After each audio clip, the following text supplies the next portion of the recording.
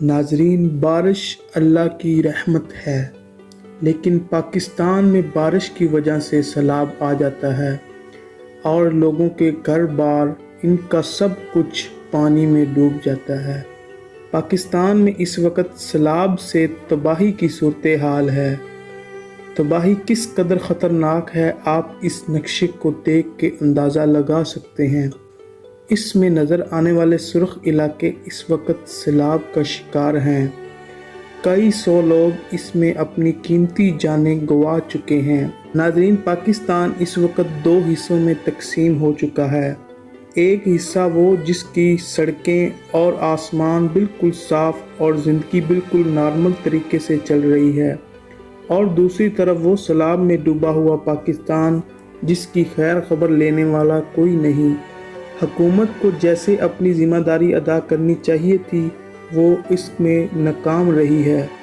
کیا ان لوگوں کی ذمہ داری گورنمنٹ کو بھاری ٹیکس یا قربانیاں دینا ہی ہے، اور بدلے میں حکومت ان کے لیے کچھ بھی نہیں کر سکتی؟ یہ لوگ اپنی مدد آپ کے تحت گھروں میں بند اور بھوکے پیاسے اپنی موت کا انتظار کر رہے ہیں۔ زیادہ تر جگہوں پر تو کوئی ریسکیو ٹیمیں بھی نہیں گئیں، اور لوگ بھوک پیاس میں اپنی موت کا انتظار کر رہے ہیں۔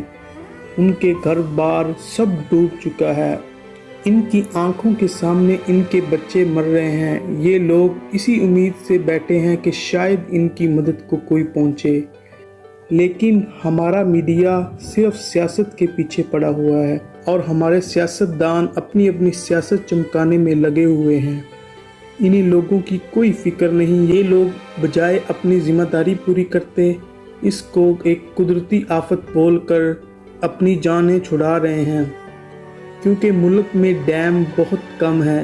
ناظرین، اب ہمیں اس مصیبت میں ان لوگوں کی مدد کرنی چاہیے، اور آخر میں آپ کو گزارش کروں گا کہ جتنا ہو سکے ان لوگوں کی مدد کریں۔ آپ کسی بھی فلاحی فاؤنڈیشن کو اپنا فنڈ دیں اور ان سیلاب زدگان کی مدد کریں۔ آخر میں اللہ سے دعا ہے، اللہ ان کو جلد از جلد اس سیلاب کی مصیبت سے چھٹکارا دے، اور اللہ پاکستان کو اپنے حفظ و امان میں رکھے۔